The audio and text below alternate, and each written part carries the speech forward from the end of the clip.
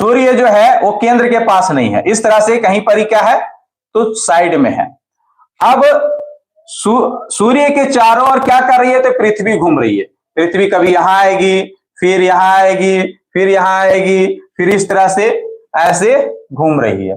पृथ्वी कैसे घूम रही है सूर्य के चारों ओर तो एंटी क्लॉकवाइज, इस डायरेक्शन में घूम रही है ना, इस डायरेक्शन में घूम रही है।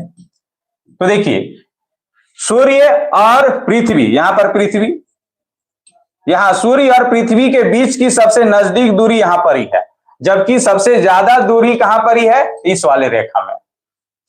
तो यहां यही क्वेश्चन बोल देता है कि सूर्य और पृथ्वी के सबसे नजदीक दूरी को कहते हैं, याद रखेंगे पेरिहेलियन कहते हैं, है ना, क्या कहते हैं पेरिहेलियन, है ना।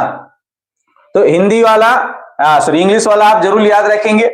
इसके कब होती है ये सूर्य और पृथ्वी के बीच सबसे कम दूरी कब होती है तो आपको याद रखना है 3 जनवरी।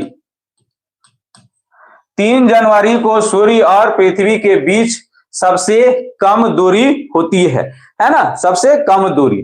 और इसे हिंदी में उपसोर कहते हैं, क्या कहते हैं उपसोर, उपसोर। तो कई बार क्वेश्चन यही बोला है उपसोर की घटना कब होती है, तो याद रखेंगे कब होती है तो 3 जनवरी को। कई बार ये क्वेश्चन में इस तरह से देता है कि सूर्य और पृथ्वी के बीच सबसे कम दूरी होती है, ऑप्शन में रहेगा उपसोर, अपसोर, उपभू, अपभू, ऐसे। तो याद रखना है उपसोर, है ना।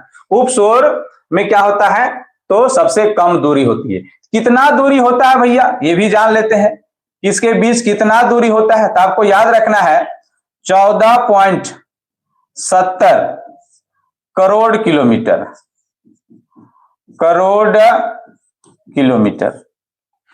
तो सूर्य और पृथ्वी के बीच सबसे कम दूरी कब होती है तो उपसोर के समय, और उपसोर के समय सूर्य और पृथ्वी के बीच कितनी दूरी हो जाती है 14.70 करोड़ किलोमीटर, है ना। तो याद रखेंगे इस चीज को। अब वही बात करें कि सूर्य और पृथ्वी के बीच की सबसे अधिक दूरी जो होती है उसे इंग्लिश में एपिहीलियन और हिंदी में अपसोर, अपसोर कहते हैं, है ना। तो आप ऐसे ट्रिक याद रखेंगे। अप देखिए हम लोग इंग्लिश में बोलते हैं अप, अप मतलब ऊपर, अप जैसे कोई चीज यहां है तो इसको बोल रहे हैं अप कर, अप मतलब ऊपर, तो ऊपर करते चलिएगा तो क्या हो जाता है हमसे दूरी होते जा रहा था। ऐसे याद रखना है, दो गो है यहाँ उप और अप, तो अप वाला याद रखेंगे, उप वाला अपने आप याद हो जाए। तो अपसोर में दूरी बढ़ जाती है ना, अपसोर। इसकी दूरी अगर बात करें कि कितनी हो जाती है तो 15.21 करोड़ किलोमीटर, करोड़ किलोमीटर।